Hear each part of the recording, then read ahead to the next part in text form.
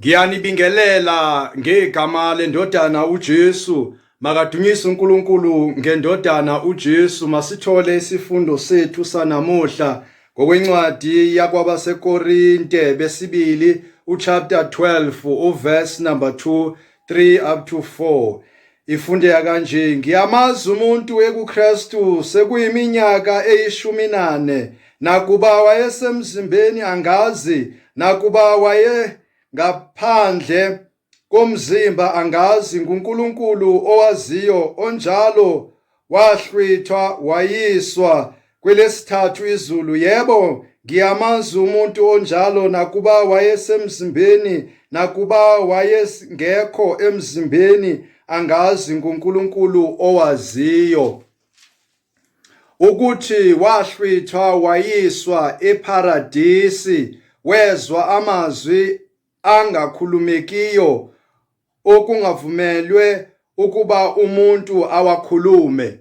La amazwi kaPauli. uPauli azange ambone uJesu ngokwamehlo enyama, kepha wambona uJesu hayi njengabafundi uJesu abashiyile, kepha yena wambona ngokuthi ayezulwini abone khona iparadisi likaNkulunkulu. Yilapho uma ekhuluma amazwi kaNkulunkulu okanye ekhuluma izwi likaNkulunkulu kuzwakala ukuthi wehlukile kunabafundi bakaJesu. Ukhuluma izinto azibonile ezinzima, ezingizinto ekungalulanga ukuthi umuntu azizwe aziqonde, kepha umoya kaNkulunkulu wamembulela izulu, wabona uJesu ekwelesithathu izulu. Izintshumayelo zikaPauli zinamandla ngalokho ukuthi ukhuluma ngevision okanye ukhuluma ngakwamehlo uJesu ambonise wona izulu nentando kaNkulunkulu. Ingakho athi kuyena, angazi ukuthi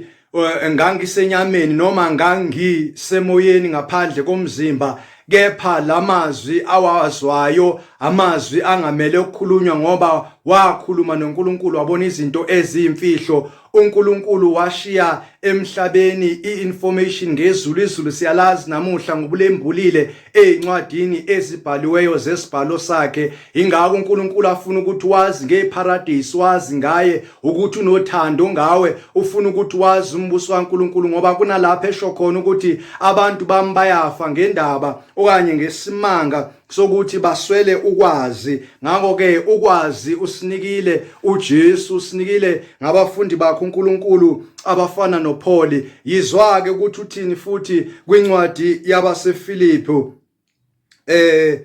uchapter 1 uverse 22, kusakhuluma uPaul khona lana, uthi ngokuba kimina ukuphila kunguKristu, ukufa kuyinzuzo. Kepha uma ukuphila enyameni kuyisithelo somsebenzi kimi, angisakwazi engiza kukhetha. Kusho ukuthi ukufa nokuphila sekumfake enkingeni uPaul, ngoba useyafuna ukufa ukuze ayohlala noJesu, abone zonke izinto uJesu amtshele zona, nanokuthi kumele ashumayele emhlabeni, enze umsebenzi wasemzimbeni ukuze abantu basizakale. Kumele asize abantu bazi ngombuso kaNkulunkulu, bazi ngezulu kaNkulunkulu eliphezulu, isihlalo sikaBaba uNkulunkulu. Kepha kuye sekuwukuthi kunzima ukuthi akhethe, ngoba kuyinzuzo ukuhlala kwakhe nabangcwele abafundisa izinto zezulu, kepha kuyinzuzo ukufa ayohlala kanye noKristu, ngoba sekuphila uKristu kuyena. Ingakho-ke ngikutshela nawe namhlanje ukuthi ukufa kumelanga ukwesabe, sekumele uzinikele ekufeni ngokuthi wenze iqiniso, wenze intando kaNkulunkulu. Uyabona-ke uma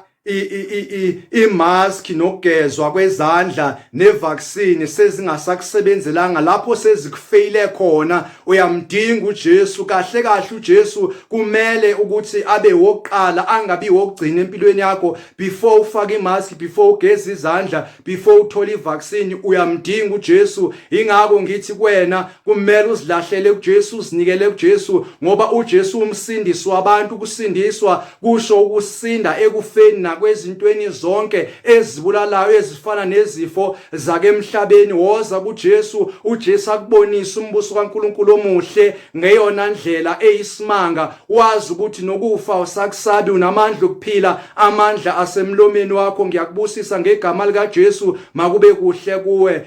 Amen.